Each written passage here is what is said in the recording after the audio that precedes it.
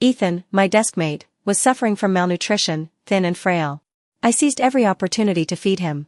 Each day, I'd corner him, pull out a pile of goodies, and threaten in a fierce tone. Eat it all. Later, I left without a word, and we didn't meet again for many years. Ethan cornered me, his hand pressing against my head strong and firm. Looking down at me, his eyes filled with playful delight as he coaxed. Good girl, eat it all. 1. Ethan returned to school as I was engrossed in marking tallies on his desk, counting the days he was hospitalized. I had just started the third stroke of the second tally when a flurry of hushed discussions arose around me. I looked up to see Ethan standing beside the desk.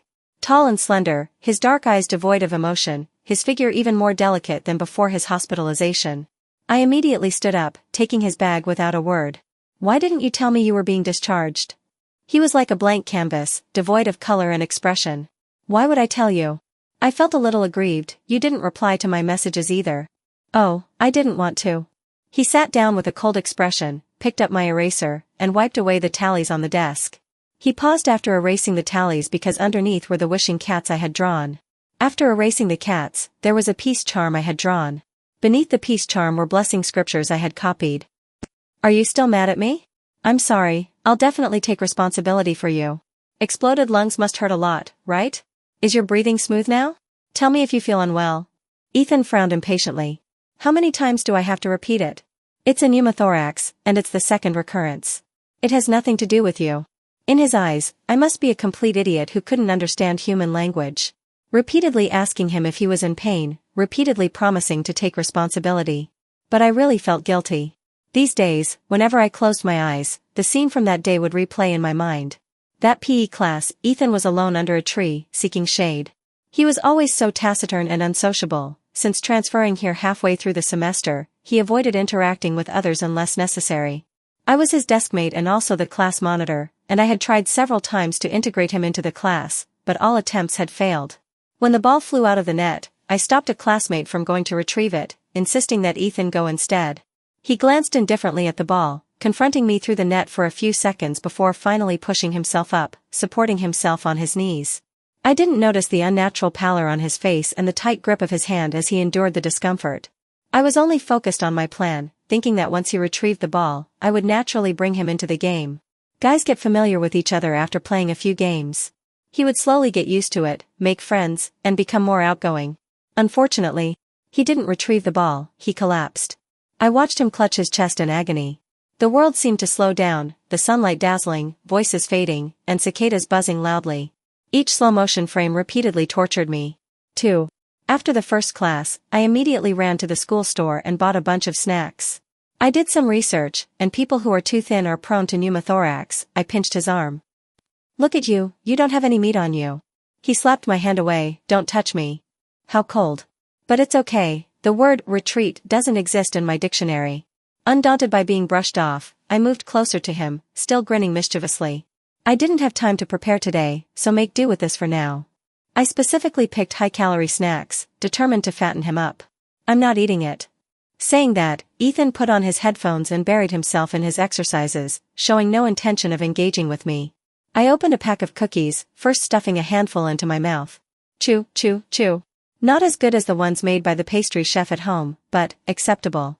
I picked up a piece and held it out to Ethan. He looked straight ahead, solving a multiple-choice question. I blew air into his ear. Wrong, the answer is C. Ethan turned his head to glance at me, his eyes finally landing on the cookie, slightly disgusted. I'm not. Before he could say eating, the cookie was deftly stuffed into his mouth.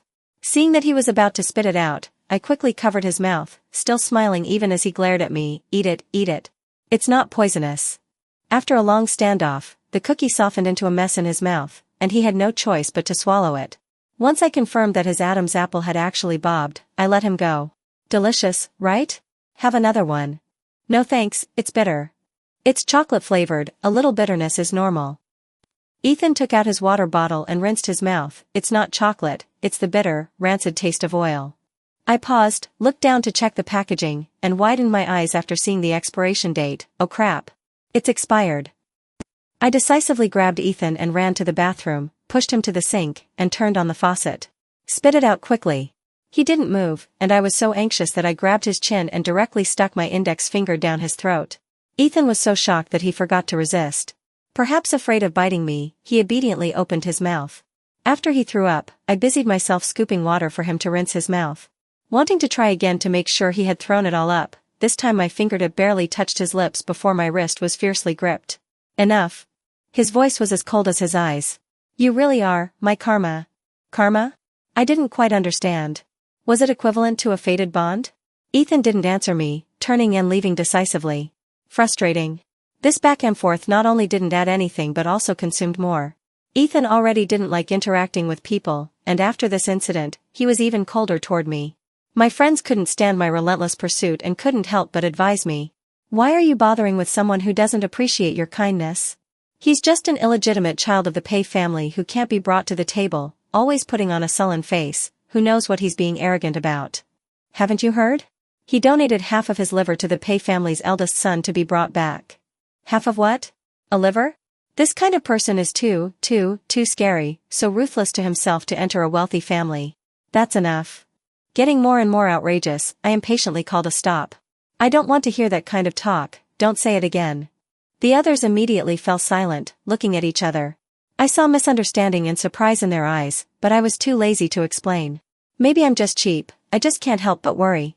Maybe it's because during his hospitalization, I secretly went to visit and saw him alone in the empty ward, looking out the window at the sky, and I felt a little heartbroken. And I looked down at my hands, slowly clenching them. Someone with such soft lips must have a soft heart. 3. After school, it rained, and I pretended that I didn't bring an umbrella, asking Ethan to take me to the school gate. He looked at the umbrella in his hand, ask someone else, it won't be enough to cover both of us. It will. The rain wasn't heavy, and I clung tightly to him, afraid he would run away halfway. The driver opened the door for me and, receiving my signal, subtly blocked his path while I, taking advantage of his momentary surprise, pulled him into the car, presenting him with a small dessert made by the pastry chef at home like a treasure. Ethan's face turned cold. Star, I'm not interested in playing house with you. He insisted on getting out of the car, somehow managing to press me down, and I, in a moment of quick thinking, straddled his lap. His body instantly stiffened. He was already thin, and now it was even more uncomfortable to sit on him. I adjusted my position, holding his shoulders for a long time before he finally grabbed my waist to stop me. His dark eyes were unfathomable, his voice slightly hoarse. Stop moving. Then you can't get out of the car. Okay. Satisfied, I continued presenting my treasure. This shredded hawthorn pastry has a filling that was freshly made this afternoon, try it.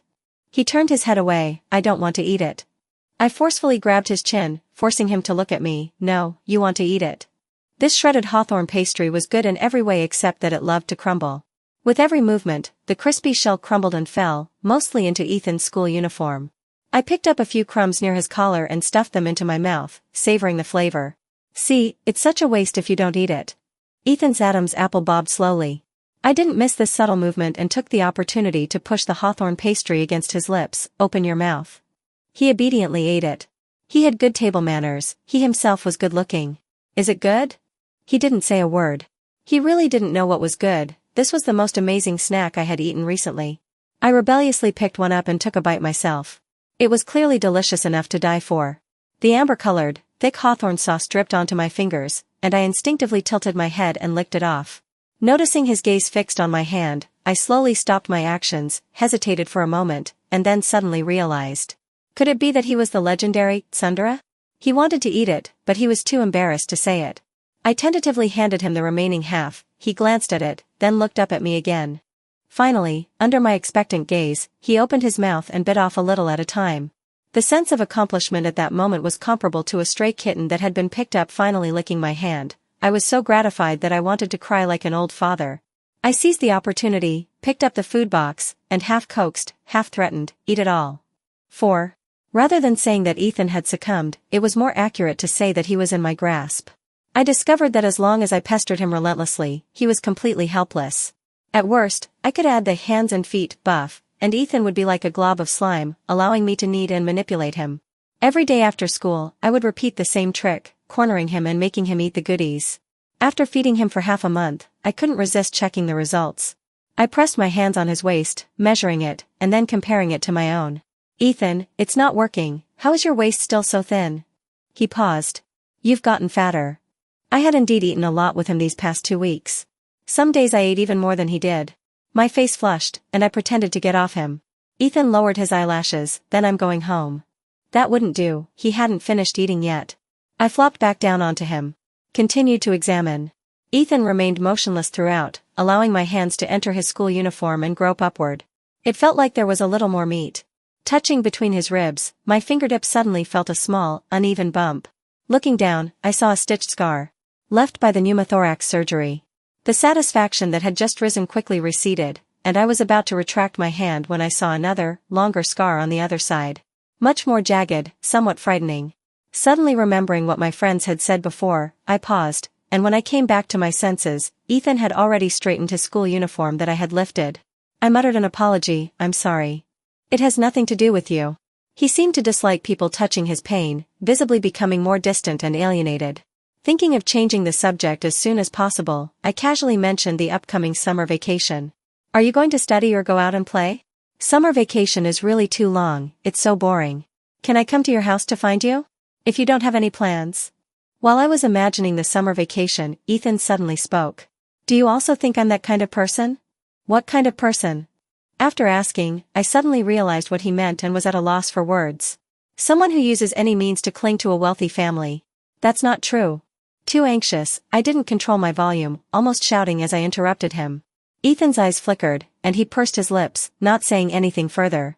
This was the first time he was willing to open his heart and talk to me about topics related to him. But I was useless, my brain a mess. Damn it, say something. I felt despair at my poor language skills. Opening my mouth several times, I finally stuttered out, at least, I don't think so. Crap, 0 points for the answer. Frankly speaking, I didn't care about his identity. That was a label given by the outside world, I only recognized the Ethan I knew. Ethan quietly stared at me. The 18-year-old me couldn't understand what emotions were swirling in his eyes. I only felt that someone's heart seemed to be beating too fast. Was it mine? I subconsciously touched my chest and heard him say, I don't have any plans. Huh? Summer vacation, he patiently repeated, I don't have any plans. 5. Ethan's room was very small. Although I had expected it, I didn't expect it to be right next to the laundry room. The noise of the machine annoyed me. He raised his hand and looked at his watch. It'll stop in 2 minutes. Sure enough, the operating sound gradually weakened after 2 minutes. I wasn't a gossipy person, and it wasn't good to pry into other people's privacy. But the way he was used to it made me really curious about what he had experienced before. He could be so calm in this environment. Ethan, I finally couldn't help but ask, where did you live before you came to the Pei family? After speaking, I cautiously glanced at his expression. Fortunately, he wasn't angry. He casually turned over a page of the test paper and answered in a low voice, an orphanage. Oh? Hearing the answer, I became restless again, unsure how to respond. It's much better here than before. I couldn't concentrate on the questions at all. The pen hovered over the paper, unable to land. For me, the words orphanage only existed in novels, TV shows, and my father's charitable projects. It was too unfamiliar. I was afraid of upsetting him if I continued, so I awkwardly changed the subject. Should we eat something first? Ethan glanced at my paper. Finish this first. After not resisting me, he started caring about my grades one day. He would remind me if I spaced out in class, and he patiently explained the questions I got wrong, over and over again. I understood that he wanted to go to the same university as me. I wanted to confess directly several times that I wasn't taking the college entrance exam and that my family had already started arranging for me to study abroad. Each time, I swallowed the words. Because when Ethan explained the questions to me, the students in front and behind would also come over to listen, and after discovering that he wasn't so aloof as to reject people from miles away, people would occasionally pull their papers and run over to ask him questions. The classmates' attitude toward him slowly changed, and his presence was noticeably higher. He might not care about these things himself, but I did. I didn't want him to look back after many years and find that his youth was only filled with scribbles and loneliness. This atmosphere couldn't be broken yet. 6. I stayed in Ethan's room all day. The two of us did some problems, played some games, ate some things. Time always passed quickly. Occasionally, I would encounter members of the Pei family. They didn't seem to understand why I was so close to an illegitimate child, but out of respect for the Chu family, they were very polite to me. As a result, they paid a little more attention to Ethan as well. The laundry equipment next door was quietly moved to a room further away, and the noisy sounds could no longer reach here. The night the game was stuck, I stayed over.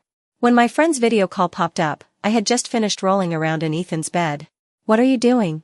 You haven't been active for days. My friend's voice was mixed with the sound of Hawaiian waves. At Ethan's house.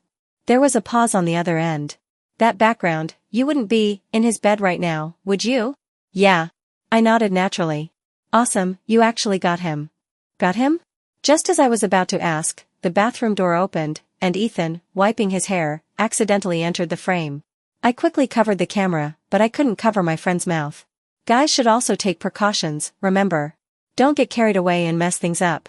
After saying that, he hung up. What precautions? I was stunned for a while, then felt the mattress sink down. I looked up and met Ethan's dark eyes. Going to sleep? No. I hurriedly sat up and handed him the controller. Let's keep playing. Ethan seemed a little distracted. After who knows how many times we got game over, I tentatively asked, are you sleepy? Yeah. It's embarrassing. I was playing so enthusiastically that I didn't notice his state at all. Then let's sleep. He nodded, turned off the projector, and lifted the blanket to lie down beside me. It was my first time staying at someone else's house, and my nerves were so excited that I couldn't sleep at all. It was like being at summer camp. After lying down, I stared at the ceiling for a while, then secretly glanced at Ethan, and finally buried my face in the blanket to sniff. What are you smelling? In the darkness, his voice was even clearer. It smells nice, hee.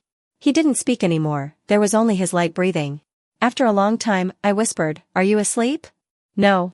Actually, I didn't know what to say either. Remembering that I hadn't checked the results of my feeding in a long time, I moved closer to him. Let me touch. His breathing seemed to stop for a moment. Okay. I groped and reached into his pajamas, it seemed like he had gotten stronger. My fingertip touched the uneven scar, and my sense of accomplishment quickly faded. This time, I didn't rush to pull out, I slowly followed the suture direction, touching the end of the scar. Does it hurt? Ethan was silent for a long time before answering seriously, it doesn't hurt anymore. That's good. Just as I was about to withdraw my hand, it was suddenly pressed down by a hot palm. He turned to the side, and I realized that our heads were so close that our noses were almost touching. Star. Although I couldn't see his expression, I could clearly feel that his gaze was fixed on my face. I responded blankly, what is it? Why are you approaching me? Approaching? Did he think I had ulterior motives toward him? My father had indeed taught me from a young age that people in our circle should never act as they pleased when dealing with others. Everything had to be considered first. Was it beneficial to oneself? To what extent was the benefit worth the effort? But for Ethan, I had never thought of these things. If I had to say a purpose, it would only be, I hope you're doing well, healthy and safe. That was pretty unconvincing. Why? He really asked that. Out of pity or sympathy? That answer was too condescending, and I stammered for a long time, only spitting out, I don't know either. Ethan didn't speak anymore. It was so long that I wondered if he had already fallen asleep when a warm sensation covered my lower back. There was a rustling of the blanket, and he pulled me into his arms, filling my face with a light fragrance. I had always liked his scent. I quietly sniffed for a long time, then tilted my head slightly, saw his face close at hand, and I, on a whim, raised my hand and touched his lips. So soft. Ethan's body stiffened. His breath approached, and that softness landed on my lips, touching and leaving. You too. I was completely stunned. What was that had touched me? Did we just kiss? Two guys kissing? It was strange, I wasn't repulsed at all. It just felt like a feather or a dragonfly had briefly landed, flapping away and leaving behind waves of numb aftershocks. I wasn't satisfied. I blinked, clenched the fabric on his chest, and copied his actions, moving closer. 1 second, 2 seconds, neither of us moved. Until I felt my heartbeat so loud that it was almost deafening, I suddenly came back to my senses and subconsciously shrank back. The hand around my lower back tightened. Don't go. Our bodies were pressed together, his voice with a slight hum. My face heated up in his warmth, and I nodded dazedly. I won't go. He hugged me tighter, stay with me. I'm with you, I'll be with you tomorrow, I'll be with you the day after, I'll be with you for the whole summer. After summer vacation. My voice trailed off. My dizzy brain gradually cleared. Ethan, but I can only be with you until the end of this summer vacation. In my planned future, there was no you. The boy in front of me was breathing steadily, already asleep. I pursed my lips and swallowed the words back. Still not willing to break the current atmosphere, I'll just assume I'm overthinking and being sentimental. I always feel that he would be very sad if I told him the truth. I didn't want him to be sad. I'll tell him when the summer vacation ends. At least, we'll have a long, complete summer. But no one expected that summer to end so abruptly, leaving only the buzzing of cicadas. I didn't even get to say goodbye to Ethan. 7. Did you think you could meet him? The class reunion ended, and someone stood next to me while I waited for the driver. Outside the corridor, it was pouring rain, and the view was filled with water vapor. It was raining like this on the day I was hastily sent abroad. My explanations and pleas were drowned out by the rain. Yes, otherwise I wouldn't have come. My straightforwardness probably took him by surprise. He was stunned for a moment, then laughed dryly. Star, it's been 6 years, you don't still think I was the one who snitched, do you? I didn't say anything, after all, you're in his thing. I put out my cigarette and looked at him calmly. My former friend shifted his gaze uncomfortably, stammering as he continued, everyone knew. If you ask me, you can only blame your dad for being too old-fashioned. Of course, you guys were too unrestrained. We weren't that kind of relationship. Oh, is that so? He obviously didn't believe me, glanced over, his gaze landed on my ring finger, and changed the subject. Anyway, everything's in the past, you're able to return to the country now. By the way, is this an upcoming happy occasion? I turned the ring on my finger and responded vaguely. He immediately became excited. Which family? Do I know them? When is it? Oh, I heard your new project got a big investment before it even started, your future father-in-law helping out. Ignoring his burgeoning gossip, I looked at the two halos slowly approaching in the rain. My car's here, let me know if you have any news about him. Okay, rest assured. That rest assured had deceived me for 6 years. He wouldn't lie to me, but I understood that he really didn't have any news about Ethan. After my father forcibly sent me abroad, I was confined for a month. I finally got my phone back, but I lost contact with Ethan. Using all my connections and methods, I only got the sentence, he has left the Pei family, no one can find him. He disappeared. Like a raindrop rapidly streaking across the car window, he disappeared into the rainy night, never to be found again. 8. The house hadn't changed much, only the people had been replaced. The new driver didn't drive as steadily as the old one, and the new pastry chef didn't know how to make shredded hawthorn pastry. I ate some supper blankly and was called to the study by my father.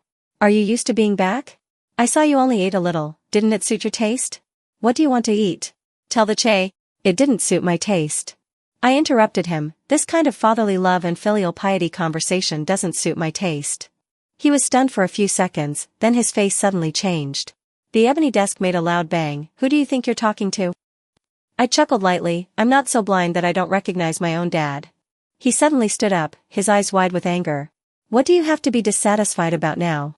If I hadn't forced you back then, you'd still be infatuated with him, right? Shameless thing. Here it comes again. The highly repetitive curse instantly brought me back 6 years. At that time, he had also cursed me so angrily, throwing a stack of photos in my face. Under a tattered umbrella, Ethan and I were pressed tightly together. In an empty classroom, I straddled Ethan's lap, rubbing against him. On a narrow single bed, I took the initiative to tilt my head and kiss Ethan. I didn't know where those photos came from. I only knew that he was very angry. The exaggerated gossip in the circle had made him lose face, and the Pei family had used those photos to pressure him during collaboration talks, making it impossible for him to step down. In an instant, I went from being his pride to a stain. I closed my eyes. By the way, do you have any news about him? My father suddenly stopped talking. What are you saying? Ethan. I think you miss him too. He took a few quick, deep breaths, rummaging through the drawers for medicine. I lowered my eyes and watched his trembling hands scatter the medicine all over the floor. A few pills rolled to my feet. I put my hands in my pockets and took a step back indifferently. How could I have raised a rebellious son like you? Rebellious son? Dad, you actually raised me pretty well. I'm ambitious, hardworking, kind, and know what's important. I tugged at the corners of my mouth. Even if I was reluctant to leave him, I never wavered from my original decision. I would go abroad according to plan, part ways with him, follow the path you planned, and slowly forget about him if we had said goodbye properly. Unfortunately, we didn't. Now I only feel that our summer has hardly ended. You forcibly turned him into an indelible existence in my heart. I won't give up looking for him. 9. It had been raining for several days. I was invited to attend a banquet, and as soon as I arrived at the door, a voice called out to me from behind. Star, give me a hand. The daughter of a certain business partner, I hadn't had much contact with her, but she was quite sociable. I stood next to her, glanced at the back of her foot that had been chafed red. 10-centimeter high heels, held on by only 2 thin straps, deservedly beautiful instruments of torture. Too much, right? She hooked onto my arm, subtly leaning most of her weight on me. My dad got some inside information from who knows where, and insisted that the Yuxing venture capital guy would be here tonight, forcing me to dress up. I paused for a moment. Really? How would I know? Besides, no one's ever seen him, even if I met him, I wouldn't recognize him. She squinted and leaned closer. Could it be you? Why did you suddenly straighten your back? I chuckled. How could it be? I just want to see him too. I wanted to see this angel investor who had been so generous during the seed stage of my project. However, I didn't see a single new face by the end of the night. I knew my dad wasn't reliable. She stuffed a small cake into her mouth in frustration, handing one to me as well. I'm going back and throwing these damn shoes in his face, it's killing my feet. I frowned and swallowed the mouthful of sweetness, looking at the corner. There's a first aid kit over there, do you want to take care of it first? I had seen it as soon as I entered, but she would never have given up before. Okay. The lace-up, studded with small diamonds, had already cut into her flesh. I held the iodine, building up my courage for a long time, about to apply it, when she suddenly grabbed my hand. Holy crap, you're engaged? Before I could answer, she took her foot back, saying, why didn't you say so earlier? I'm still single, not appropriate, not appropriate. Saying that, she winced and put those broken shoes back on. A little funny. It's okay, take them off. Don't make it worse. Star. Someone called me. I nodded subconsciously. Wait a moment, let me help her fix it first. My brain was like an old record player, suddenly stalling. After a crackling noise, a burst of cicada buzzing suddenly exploded. I stiffly stood up, stiffly turning my head. It felt as if a gust of wind had pierced through me. I had imagined our reunion many times, but I never thought that maybe I wouldn't recognize him.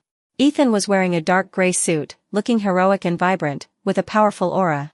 His usually gloomy black eyes were even deeper, now surging with inexplicably obscure undercurrents. Star. He called me again. Someone beside me whispered, who's that? I slowly clenched the iodine bottle in my hand. My high school classmate. Ethan was expressionless, glanced away, then back at my face. High school classmate. He repeated, word by word, the corners of his mouth slowly curving up, but there was no smile in his eyes.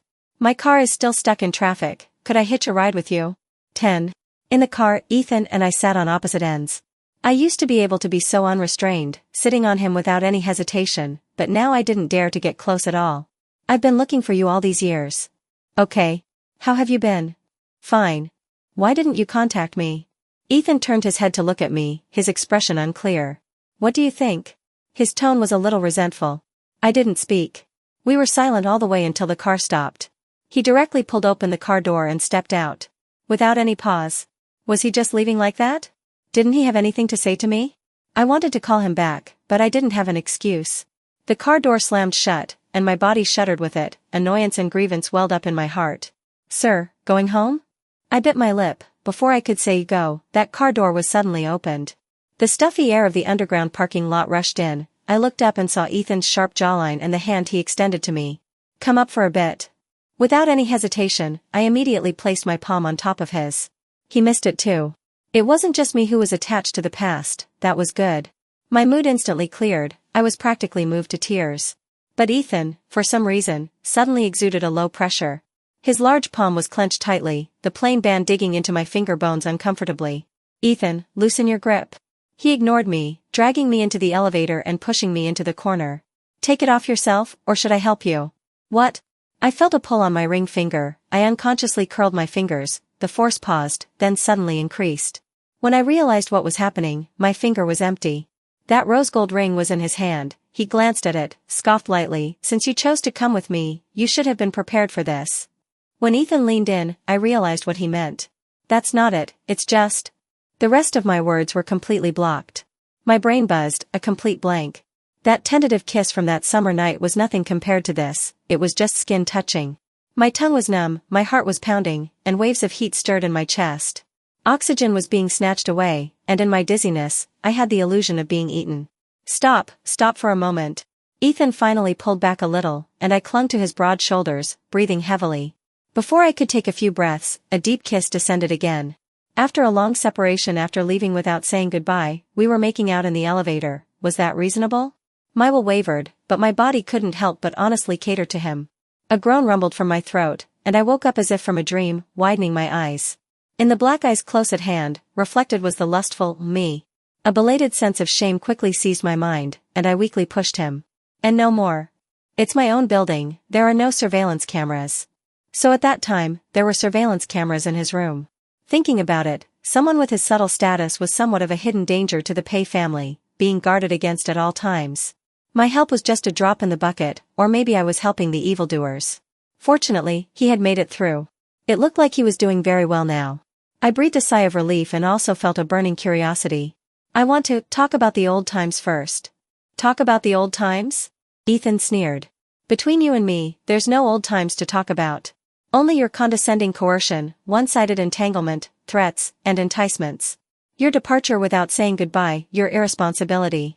Star, you had already planned how to abandon me on the first day you approached me, wasn't that right? 11. The elevator doors opened with a ding.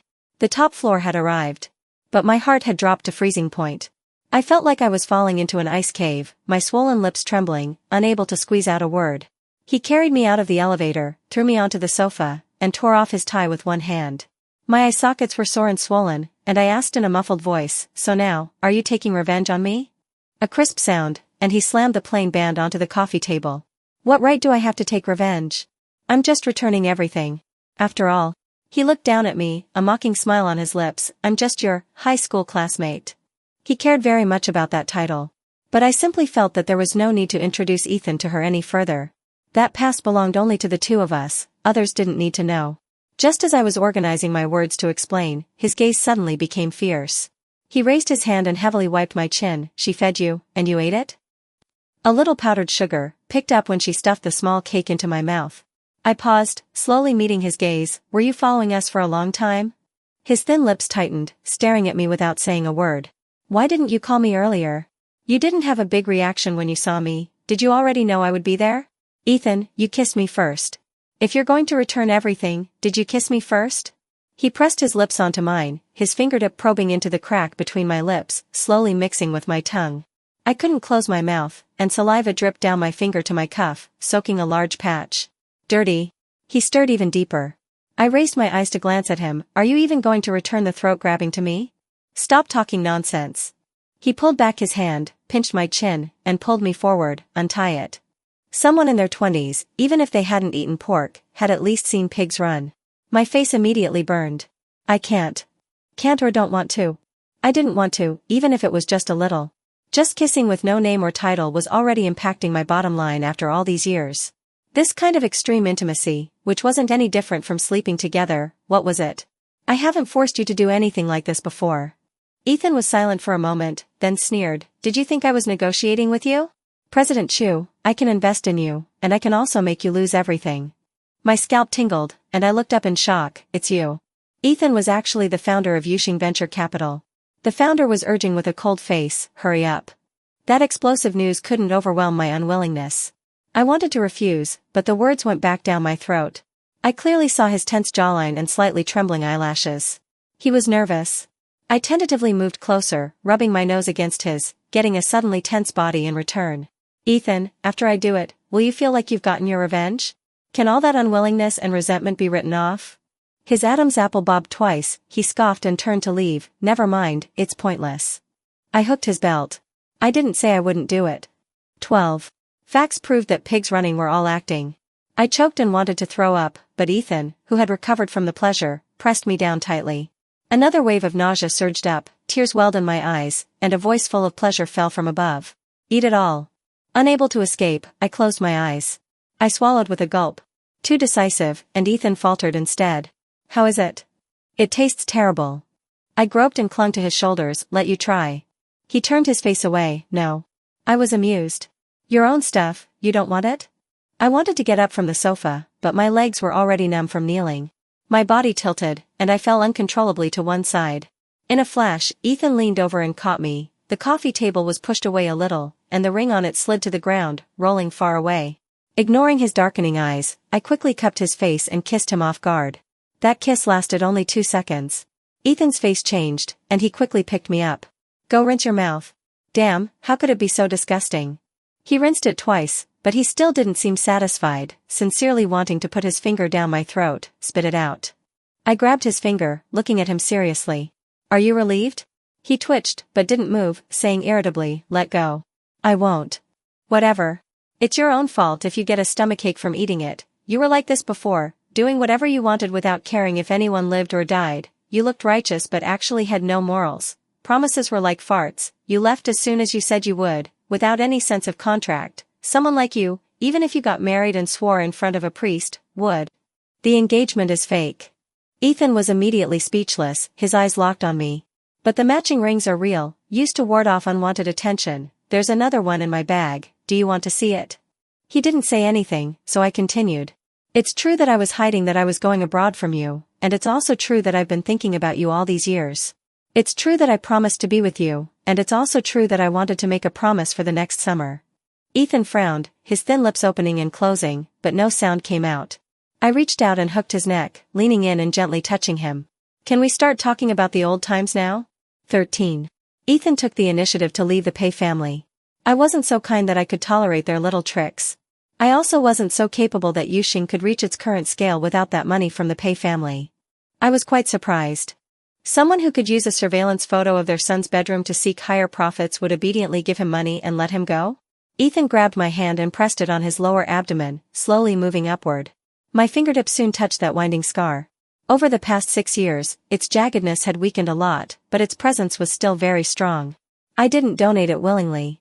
I paused for a moment, shocked and propping myself up. When Ethan talked about this, he no longer had the resistance and silence he had before, he accepted it calmly, as if he were talking about someone else's story. My physical condition was too poor, I didn't meet the standards to be on the operating table, I was forced to have half my liver cut off and almost didn't survive. The Pei family was afraid I would die outside and arouse suspicion, so they took me back. He pulled me back into his arms and smiled very lightly. As a result, I extorted a large sum from them, they should be regretting it. His tone was understated. But the listeners felt heavy. Burying my head in his arms, I called his name in a muffled voice. Ethan. Yeah. It must have been hard all these years. His breathing paused for a beat, and he slowly tightened his grip. You too. After a long time, warmth and tenderness fell on my hair, lingering to the corners of my lips. Star, you were never my karma. You were the only wish that came true in my most difficult year. I hoped someone would come and save me. Then, you came. Many sleepless nights, I had regretted why I had played the hero in the age when I was most powerless. In the end, I didn't save anyone, and instead, I fell into a deeper abyss. So that wasn't true. Fortunately, it wasn't true. The lights outside the window gradually became clear, that rainstorm from when I was 18 had finally stopped. But our summer will never end.